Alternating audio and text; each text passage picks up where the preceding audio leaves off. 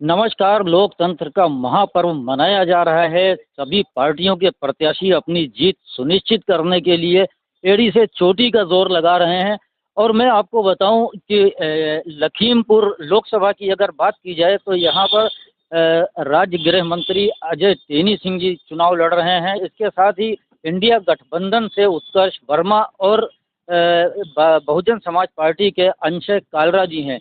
इस समय हमारे साथ मौजूद हैं यहाँ पर भारतीय जनता पार्टी के उत्तर प्रदेश के सदस्य राकेश शर्मा जी और साथ ही लोकसभा संयोजक आचार्य प्रमोद शर्मा जी। इसके साथ ही समाजवादी पार्टी से मेरे साथ में है मनीष तिवारी एडवोकेट और आप पार्टी से वलीम खान जी हैं। आइए हम इनसे बात करते हैं और जानना चाहते हैं कि चुनाव कहाँ पे किस मोड़ पे जा रहा है। सबसे पहले मैं आपका नाम जानना चाहूँगा और मैं जानना चाहूँगा कि भारतीय जनता पार्टी ने जो नारा दिया है अब की बार 400 पार, तो क्या मुद्दे लेकर किन बातों के साथ में आप जनता के बीच में जा रहे हैं? मैं डॉक्टर राकेश शर्मा, भाजपा किसान मोर्चा का प्रदेश कार्यसमिति सदस्य हूँ और भाजपा 400 पार का नारा जो है भारतीय जनता पार्टी के द्वारा किए गए विकास पर, सबका साथ, सबका विश्वास और सबका विकास, इस मुद्दे पर 400 पार जाएगी। इस मुद्दे पर 400 पार जाएगी। अगर आपको ऐसा लगता है कि भारतीय जनता पार्टी ने बहुत ज़्यादा विकास किया है तो अक्सर प्रधानमंत्री के भाषण में मंगलसूत्र और मुगल और पाकिस्तान ऐसे वर्ड क्यों यूज़ किए जाते हैं? नहीं, उनसे कोई संबंध नहीं है। इस समय चुनाव चल रहा है। हमारे यशस्वी प्रधानमंत्री जी ने देश में इतना विकास किया है कि इन सब मुद्दों की बात ही नहीं है। हम अपने विकास के मुद्दे पर चुनाव लड़ रहे हैं और उसी पे 400 पार सीट लाने का वादा है हमारा। क्या आपको नहीं लगता है कि इस तरह के मुद्दे जो आ रहे हैं ये तुष्टीकरण कर रहे हैं और इस तरह के मुद्दे हिंदू और मुस्लिम चुनाव को बनाने की तरफ कर रहे हैं? नहीं, ऐसा है। अभी आपने आचार्य जी से पूछा, मंगलसूत्र, चिन्ना या जो भी आपको तुष्टीकरण लग रहा है, ये तुष्टीकरण वो नहीं है। ये तुष्टीकरण पिछली गवर्नमेंट द्वारा जो किया गया, जो व्यवहार किया गया जनता के द्वारा, जो भ्रष्टाचार और अनियमितता और दंगा ये भड़काया गया, उसको लेकर प्रधानमंत्री जी कह रहे हैं कि यदि आप पुनः वही चाहते हो या उससे ज़्यादा चाहते हो तो उनको चुनो वरना हमें चुनो। एक चीज़ आजकल देखने में आ रही है, अभी अजय मिश्रा टेनी ने किसी को थप्पड़ मारने की बात कही, उसके बाद रेखा वर्मा जो धौरारा लोकसभा की प्रत्याशी हैं उन्होंने अपने शेडो को ही थप्पड़ मार दिया। तो क्या भाजपा में इतनी बौखलाई हुई है कि अब थप्पड़ की राजनीति कर रही है? ये शायद किसी ने जो भी बयान दिया हो, जहाँ पे समस्या आ रही है कि हमारे आदरणीय सांसद जी का टैनी महाराज ने ऐसा कुछ कहा, तो वो मुद्दा कुछ अलग था जिस बात पे उन्होंने कहा है वो। और रेखा जी के बारे में कोई ऐसा संज्ञान में मेरे आया नहीं, और अगर कोई ऐसा होगा तो उस पर जवाब दिया जाएगा। ये जो गठबंधन बना हुआ है, इस गठबंधन से विपक्ष का कहना है कि भाजपा डरी हुई है और इसलिए भाजपा इस तरह के काम कर रही है और इस तरह के बयान दे रही है। नहीं, भाजपा डरेगी क्यों और किससे डरेगी? क्या उन चोरों से डरेगी जैसे कांग्रेस पार्टी जिन्होंने इतने घोटाले किए? क्या वो समाजवादी पार्टी से डरेगी कि जो समाजवादी पार्टी के नेता ने हमारे राम भक्तों पे गोलियां चलवा दी, क्या उनसे डरेगी? क्या हमारी वो जो मायावती जिन्होंने अपने कार्यकाल में इतना बड़ा जन्मदिन उनका मनाया जाता था, उतना पैसा, अब तो पैसा कहीं से नहीं आ रहा, जन्मदिन नहीं मनाया जा रहा, क्या उससे हमारी भाजपा डरेगी? क्यों डरेगी? हमने विकास किया। राम भक्तों पे गोलियां चलवा दी समाजवादी पार्टी ने, ऐसा आरोप है भारतीय जनता पार्टी के आचार्य प्रमोद शर्मा जी का। मैं समाजवादी पार्टी के पास चलता हूं और मनीष तिवारी जी मेरे साथ हैं जो समाजवादी पार्टी से हैं। आइए हम उनसे इसी पे बात करते हैं। मनीष जी, क्या कहना है आपका? राम भक्तों पे गोलियां चलवा दी और आज आप फिर चुनाव में हैं और उन्हीं दोनों से आप वोट मांग रहे हैं। इनका तो श्रीमान ये रटा रटाया बयान है, अक्सर देते आ रहे हैं, जिसका कोई जनता के ऊपर फर्क नहीं पड़ता है। तत्कालीन रक्षा मंत्री रहते हुए उस समय अपने जो कर्तव्य का निर्वहन करने के लिए उनको जो उचित लगा उन्होंने कार्य किया, लेकिन ये तो बदनाम करने का इनका पुराना एजेंडा है। हम अगर मुस्लिमों की पैरवी करते हैं या कोई बात करते हैं तो हमको जो है मुस्लिम परस्त बता दिया जाता है। और आपके ही आरएसएस के मोहन भागवत चीफ जब मीट करते हैं मुस्लिम प्रोमिनेंट से, इलियासी से मिलते हैं जो इमाम के हेड हैं, तो उनके लिए कुछ नहीं कहा जाता है। ठीक है, हमारी पार्टी में जो मुसलमान हैं वो सारे के सारे आतंकवादी हैं, इनके जो मुसलमान हैं, इनकी जो पार्टी में जुड़े हुए हैं, मुस्लिमों का काम देखते हैं, वो राष्ट्रवादी मुसलमान हैं। तो इनकी जो ये नीति है मुझे तो समझ में आती नहीं है। और कौन सा विकास कार्य कर दिया मुझे तो आज तक समझ में नहीं आया। जिससे पूछिए तो विकास के मुद्दे पर कौन सा विकास कर दिया ये मुझे समझाइए। एकमात्र सुप्रीम कोर्ट के निर्णय से 80% सुप्रीम कोर्ट का निर्णय हुआ, 20% आपने पैरवी अच्छी कर दी, श्री भव्य श्री राम मंदिर बन गया, उसके लिए धन्यवाद है। ठीक है, लेकिन उसके अलावा कोई विकास कार्य नहीं किया। अपराध को अगर आप देखें तो अपराध में कौन से प्रमुख अपराध होते हैं? हत्या, लूट, बलात्कार, रहजनी। ठीक है, हत्या इसलिए रुक गई, थोड़ा सा अंकुश आया, जो आपका तरीका बुलडोजर वाला आपने अपनाया, लेकिन वो भी कदाचित बिल्कुल गलत है। क्यों गलत है? देखिए, कोई व्यक्ति परिवार में अगर है, उसने कोई अपराध करा है तो पूरे घर को गिरा देना, उससे जो परिवार के अन्य बहू बेटी हैं ये तो समाज में खुले में आ जाएंगी। और ये भी तो हो सकता है कि जो व्यक्ति अपराध करा वो आदतन अपराधी हो, तो बुलडोजर से घर गिराना कहाँ का न्याय है? और दूसरी चीज़, अपराध पर आप बताते हैं कि हमारा नियंत्रण आ गया। एक मैं देख रहा था, एक भारतीय जनता पार्टी के प्रवक्ता थे, वो बता रहे थे जब से भारतीय जनता पार्टी की सरकार आई तो अपराध पर नियंत्रण आ गया। तो मैं आपको बता दूं स्पष्ट तरीके से कि अगर 10 अपराध हो रहे हैं तो उसमें पंजीकृत ही 3 या 2 हो रहे हैं। तो जब पंजीकृत अपराध जितने होंगे उन्हीं को तो आप आंकड़े पर लेके आओगे। और इसका जीता जागता उदाहरण ये है, सदर कोतवाली में अभी योगेश वर्मा जी तथाकथित महिला कोई नेता की जो है वो भतीजी कही जाती थी, महिला को लेकर के 11 बजे से लेकर सुबह 4 बजे तक उन्होंने धरना दिया, तब जाके उनकी एफआईआर दर्ज हुई। तो आम जनमानस का क्या हाल है? यही जीता जागता उदाहरण है। 10 अपराध हो रहे हैं, 3 दर्ज हो रहे हैं, तो आंकड़े तो कम ही हो जाएंगे। आप कौन कसौटी पर कह दोगे कि आपकी सरकार में अपराध नहीं हो रहे हैं? आपने एक बात कही कि समाजवादी पार्टी अगर मुस्लिम के साथ खड़ी होती है तो उसको मुस्लिम सपोर्टर कहा जाता है, लेकिन भारतीय जनता पार्टी ने भी जो योजनाएं जो लेके आई है, गले की योजना, प्रधानमंत्री आवास की योजना, तो इसमें हिंदू और मुस्लिम का तो भेदभाव यहाँ पे देखने को नहीं मिल रहा है। अच्छी बात है, यही होना चाहिए, यही निर्णय होना चाहिए। तो समाजवादी पार्टी में भी समान व्यवहार लोगों के साथ में किया गया है। ऐसा नहीं है कि हमारे साथ इस समय आप पार्टी से वलीम खान जी हैं, ये भी इंडिया गठबंधन का हिस्सा हैं।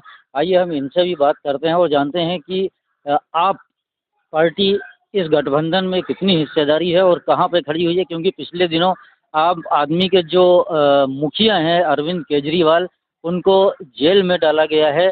तो मैं जानना चाहूँगा कि आखिर क्या वजह रही और किस तरह से अपने आप को इस चुनाव में देखते हैं। देखिए, पहली बात तो मैं क्षमा चाहूँगा कि आपके चैनल पे मैं ज़्यादा समय नहीं दे पाऊँगा, क्योंकि मेरी एक इम्पोर्टेंट मीटिंग लगी है, तो 5-10 मिनट के बाद मुझको जाना होगा। सवाल एक बार ज़रा फिर से रिपीट कर दीजिए। आप पार्टी इंडिया गठबंधन में है और आप अपने आप को कहाँ देखते हैं इस गठबंधन में? देखिए, आम आदमी पार्टी ने ये बात लोग जानते हैं कि पूरे भारत की राजनीति को एक नई दिशा देने का काम किया। भारतीय जनता पार्टी या दूसरी पार्टियां जो जाति और धर्म की राजनीति कर रही थी, उसके अगेंस्ट में जो आम आदमी पार्टी ने एक कंसेप्ट दिया पूरे देश को डेवलपमेंट की पॉलिटिक्स का, ये एक उदाहरण है पूरे भारत के लिए। और आम आदमी पार्टी की उपलब्धि है कि जब माननीय प्रधानमंत्री नरेंद्र मोदी 2014 में पूरा भारत जीत के आए थे एक सुनामी के साथ, तो 2015 में बुरी तरीके से दिल्ली में आम आदमी पार्टी ने हराने का काम किया था। अब वो हराया सिर्फ इसलिए था कि 57 दिन की हमारी गठबंधन की सरकार चली थी, 57 दिन में जो हमने डेवलपमेंट के काम किए थे उसके आधार पर हराने का काम किया। और जो आज की डेट में हम लोग गठबंधन का हिस्सा हैं, और हमारे जो मुखिया हैं माननीय मुख्यमंत्री अरविंद केजरीवाल जी, उनको भारतीय जनता पार्टी ने, आप लोग जानते हैं, जेल में डाला हुआ है। खाली उनको जेल में नहीं डाला हुआ है, उन सारे लोगों को जेल में डाल रही है या डालने का प्रयास कर रही है जो भारतीय जनता पार्टी के कुशासन की पोल खोल रहे हैं। संजय सिंह जी को जेल में डाला। संजय सिंह जी का अपराध ये था कि वो आम आदमी पार्टी के डेवलपमेंट की पॉलिसी को जन जन तक ले जा रहे थे और भारतीय जनता पार्टी के कुशासन को एक्सपोज कर रहे थे। अडानी, अंबानी और नरेंद्र मोदी का जो गठबंधन है उसको खोल रहे थे। तो ये सब आधार था। एक मेन भारतीय जनता पार्टी को चुभता था, तो भारतीय जनता पार्टी ने पहले मनीष जी को जेल में डाला, सत्येंद्र जैन जी को झूठे आरोप लगा के जेल में डाला, संजय सिंह जी को डाला, अरविंद केजरीवाल जी को डाला, और हम लोगों को पूरी उम्मीद है कि माननीय जो सर्वोच्च न्यायालय है वो हमारी पार्टी और हमारे मुखिया के साथ न्याय करेगा और वो जल्दी छूटेंगे। और जो गठबंधन की बात आप कर रहे हैं, तो आप देखिएगा जो पब्लिक में करंट है, मेरे साथ में जितने भी पार्टी के लोग बैठे हैं, हो सकता है कि बहुत ज़्यादा धरातल पे इन्होंने काम ना किया हो तभी ऐसी बातें कर रहे हैं, लेकिन जो पब्लिक के अंदर करंट है वो ये है कि इस बार गठबंधन के प्रत्याशियों को जिताना है। गठबंधन का कोई नेता चुनाव नहीं लड़ रहा है। उसका सबसे बड़ा उदाहरण ये है कि आप देखेंगे कि सबसे कम खर्चा जो हो रहा है वो गठबंधन के प्रत्याशियों का हो रहा है। यहाँ पब्लिक खुद चुनाव लड़ रही है। गठबंधन के प्रत्याशियों की मीटिंग पब्लिक खुद करा रही है कि आप यहाँ पे आइए, आपकी मीटिंग करना है, जबकि जो भारतीय जनता पार्टी के प्रत्याशी हैं वो खुद अपनी मीटिंग मैनेज कर रहे हैं अपने कार्यकर्ताओं से, फिर वहाँ जाते हैं। बात गठबंधन की आप कर रहे हैं, गठबंधन आपको कितना मजबूत लगता है? क्योंकि जब ये गठबंधन बना था उस वक्त सपा के जो मुखिया हैं अखिलेश यादव, उनका एक बयान आया था, उन्होंने कांग्रेस के जो प्रदेश अध्यक्ष हैं उनके ऊपर एक कमेंट किया था। वो उसके बाद भी आपको लगता है कि ये गठबंधन बहुत अच्छा, बहुत मजबूती के साथ लड़ेगा और चले? देखिए, जब युद्ध होता है, ये तो चुनावी जो माहौल चल रहा है, ये तो युद्ध ही समझिए। आपस में जो हम लोग लड़ाई लड़ते हैं वोट के लिए, तो इसमें बहुत सी चीज़ों से लड़ना पड़ता है। बहुत से दुष्प्रचार होते हैं, जो कहने का मतलब कुछ होता है, मीडिया बंधु हमारे उसको प्रचारित कुछ करते हैं, और जो विपक्षी पार्टी होती है वो उसको दूसरे तरीके से प्रचारित करती है। अगर गठबंधन में कोई कमी होती है तो आप बताइए कि कहीं संजय सिंह और अखिलेश यादव एक साथ जा रहे हैं, कहीं राहुल गांधी और अखिलेश यादव एक साथ जा रहे हैं, तो गठबंधन के नेताओं में ना कोई मतभेद है, ना कोई मनभेद है। ये लोग पूरी ईमानदारी और मेहनत के साथ काम कर रहे हैं, और आपको जो नतीजे 5 जून को आएंगे, आप देखिएगा कि देश की जनता कितने बड़े परिवर्तन की आस में बैठी थी। 5 जून को एक नई सरकार पावर में आएगी और भारतीय जनता पार्टी का कुशासन ही इसके अंत का कारण बनेगा। आप पार्टी के वलीम खान बहुत विश्वास के साथ इस बात को कह रहे हैं कि आने वाली 5 तारीख को इसमें देश में सरकार में परिवर्तन होने वाला है। मैं आपसे एक बात जानना चाहूँगा, भारतीय जनता पार्टी की सरकार ने 5 किलो राशन दिया गरीब अमीर हर आदमी को, तो क्या 5 किलो राशन उस रोजगार से बेहतर है? क्योंकि आज के दौर में विपक्ष ऐसा आरोप लगा रहा है कि बेरोजगारी और महंगाई बहुत ज़्यादा है। देखिए, 5 किलो राशन को आप रोजगार से मत जोड़िए।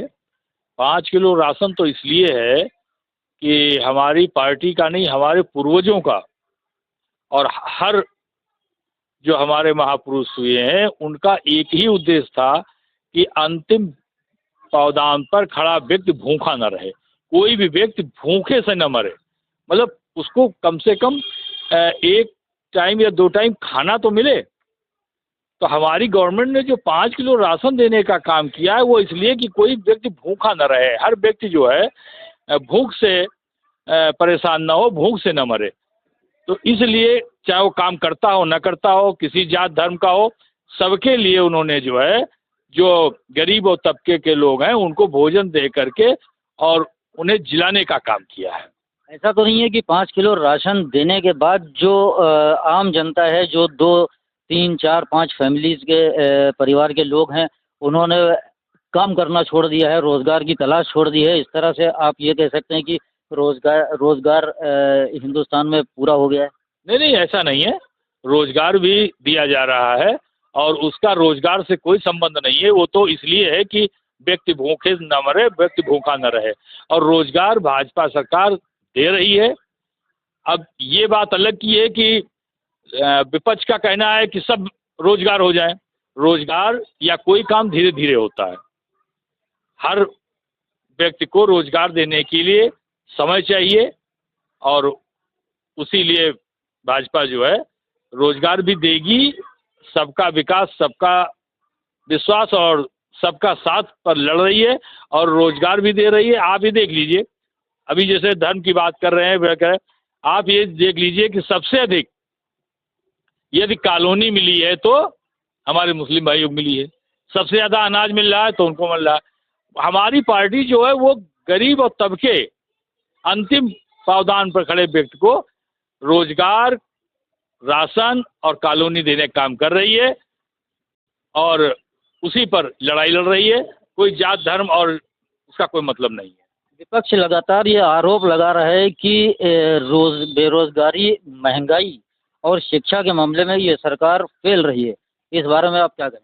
बिल्कुल सही आरोप है। और हमेशा आप देख लीजिए, एक किसी व्यक्ति को रोजगार दे देना जिससे वो अपने आप मन चाहे अनाज या जो कुछ चाहे खरीद ले, और बाकी एक तरीका ये है कि शिक्षा भी उसको ना मिलने पाए और वो 5 किलो राशन पर ही अपना जीवन व्यतीत करे। अब मैं एक छोटा सा उदाहरण देता हूँ।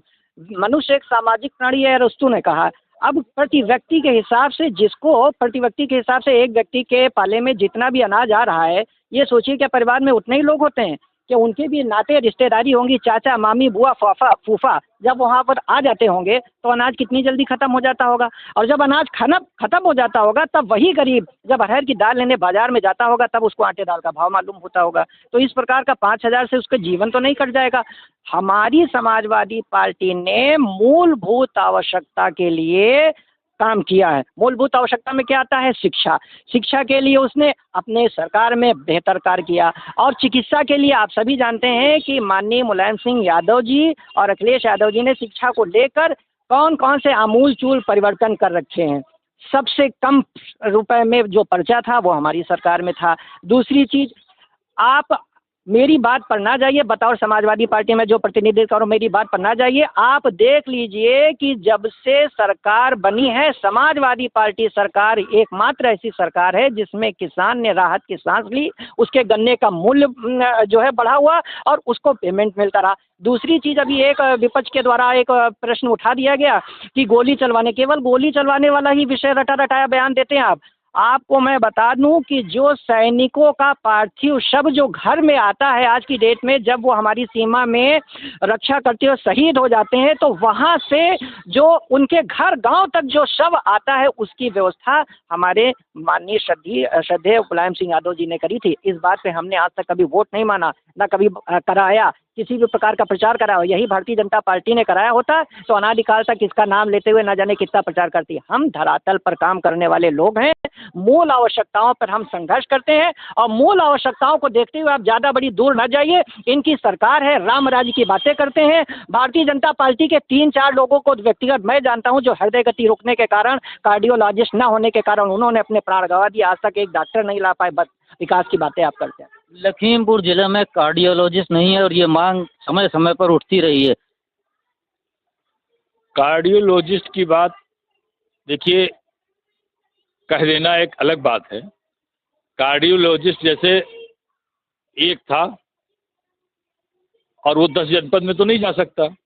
अब नए नए डॉक्टर्स तैयार हो रहे हैं, उनको तैयार किया जाएगा। कार्डियोलॉजिस्ट मार्केट की बिकी हुई कोई सामग्री तो है नहीं कि गवर्नमेंट जाए और खरीद के वो ला के आए। उसके लिए प्रशिक्षित डॉक्टर चाहिए। जब डॉक्टर तैयार हो रहे हैं उन्हीं में से तो रखा जाएगा। पिछले 10 साल से भाजपा की सरकार है और भाजपा की सरकार में 10 साल में क्या अभी तक इतने डॉक्टर दिल के नहीं पैदा हुए हैं कि वो आपके ज़िले को एक डॉक्टर मुहैया करवा सकें? डॉक्टर एक ही नहीं, आपको डॉक्टर कई मिलेंगे। इसका उदाहरण ये है कि हमारे जिले मुख्यालय में मेडिकल कॉलेज की स्थापना हो रही है। हमारे पड़ोस देवगली स्थान में वहाँ पे मेडिकल कॉलेज की स्थापना हो रही है। ये मेडिकल कॉलेज की स्थापना भाजपा सरकार के द्वारा ही कराई जा सकती थी। अन्य जितनी पार्टियां आई, जितनी सरकारें आई, क्या कभी उनके विवेक में ऐसा नहीं आया कि इतने बड़े जिले में, इतनी बड़ी आबादी में किसी मेडिकल कॉलेज की स्थापना कराई जाए? भाजपा सरकार ने कराया है, करा रही। शीघ्र ही आपके जनपद में हर प्रकार का डॉक्टर और सारी सुविधाएं मुहैया होंगी। अगर किसी ज़िले में अस्पताल नहीं है तो क्या वहाँ पे ज़रूरी नहीं है कि इस तरह के डॉक्टर्स को अपॉइंट किया जाए और ये लोगों को सेवाएं? नहीं, बिल्कुल आवश्यक है। बिल्कुल ये आवश्यक है कि हर जगह मुहैया कराई जाए। परंतु ये होता है कि जो डिस्ट्रिक्ट लेवल है तो उस क्षेत्र का एरिया रहता है कि भाई जिला अस्पताल में सारी सुविधाएं होंगी। शेष PHC CHC बनी रहती हैं। नॉर्मल जो व्यवस्थाएं हैं, जो भी इलाज होता है वहाँ पे इलाज कराया जाता है और गंभीर इलाज करने के लिए जिला अस्पताल होता है, वहीं पर मरीज को लाया जाएगा। अभी हमारे वकील साहब मनीष जी ने स्वयं इस बात को माना है कि अपराध कम हुआ है भाजपा सरकार में। ऐसा अंकुश लगाया उन्होंने, स्वयं चैनल में आपके कहा है अपराध कम हुआ है। तो अपराध कम हुआ है, आप स्वयं मान रहे हैं। अनाज मिल रहा है, कोई भूखा नहीं सो रहा, आप स्वयं मान रहे हैं। अब रही कार्डियोलॉजिस्ट की बात, वो अतिशीघ्र मिल जाएगा। और रही बेरोजगारी की बात, तो बेरोजगार क्या 2014 से पहले बेरोजगारी सब रोजगार में थे, कोई बेरोजगार था ही नहीं।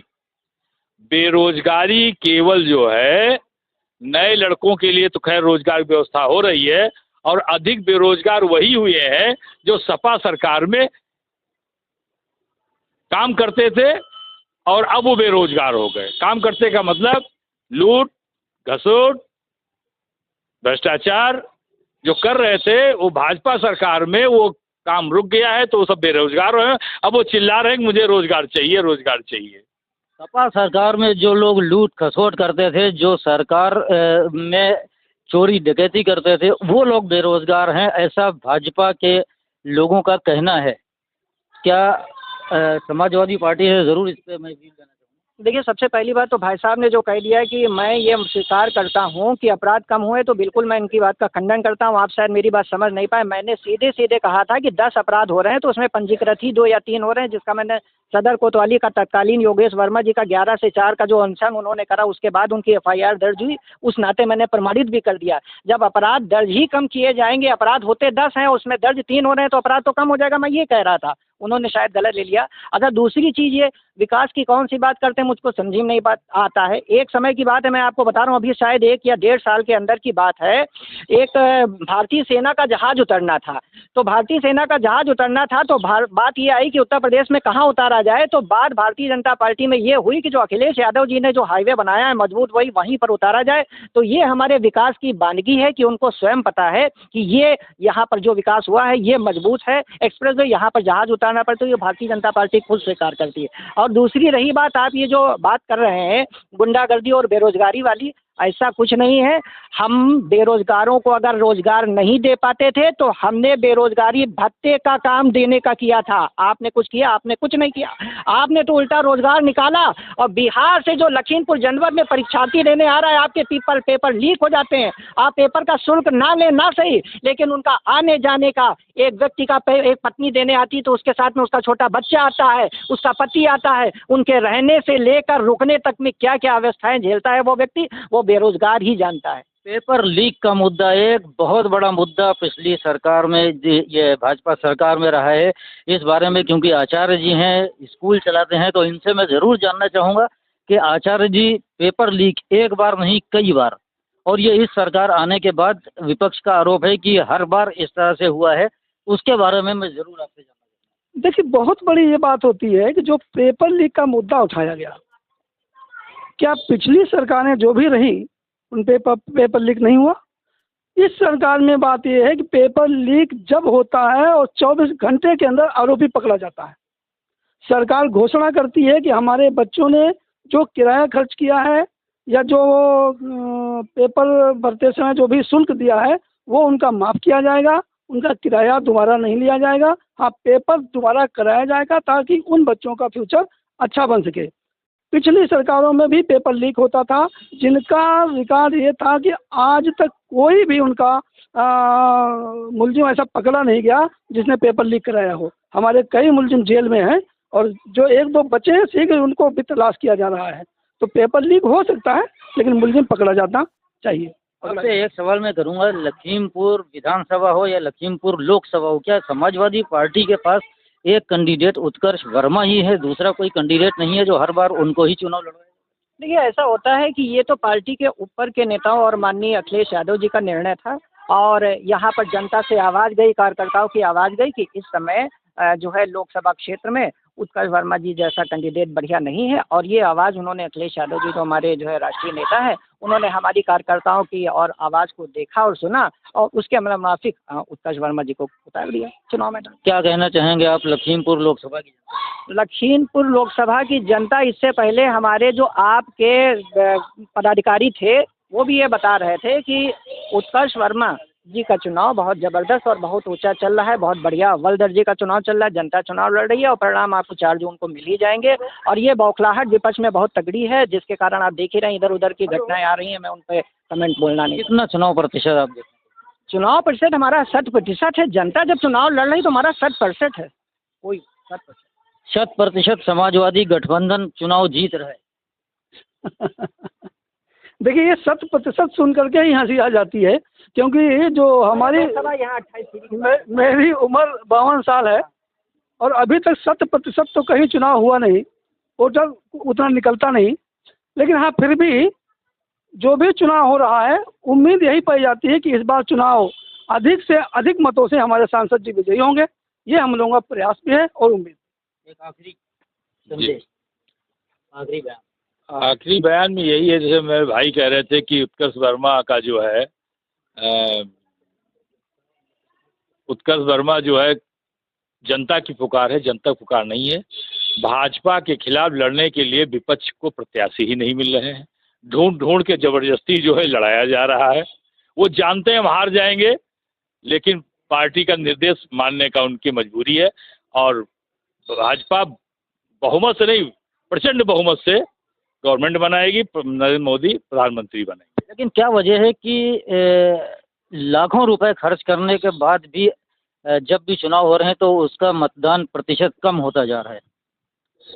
मतदान प्रतिशत मौसम का भी है, मौसम का असर होता है। गर्मी में लोग कम निकलते हैं और कोई खास बात नहीं है, मौसम का असर है। मौसम का असर है, इसलिए मतदान कम हो रहा है। ये गैर जिम्मेदाराना बयान है। ठीक उसी तरीके से जैसे अभी डॉक्टर साहब ने एक गैर जिम्मेदारा बयान ये दिया था कि अभी जब डॉक्टर प्रशिक्षित होंगे तब मिलेंगे, तब यहाँ पर आएंगे, तो तब तक क्या ऐसे ही हत्याएं होती, ऐसे ही जो है आदमी मरता रहेगा, हार्ट बीमारियों से ऐसे ही मरता रहेगा? ये कोई बयान नहीं हुआ, ये तो अपनी जिम्मेदारी से भागने वाली बात हुई। दूसरी चीज़ ये है कि उत्कर्ष वर्मा जी का जो चुनाव है वो मैंने लोकसभा 28 खीरी के बारे में कहा, जो बढ़िया जा रहा है। इसके चुनाव परिणाम आपको पता चल जाएंगे और आपको मैं अधिक नहीं बताऊंगा।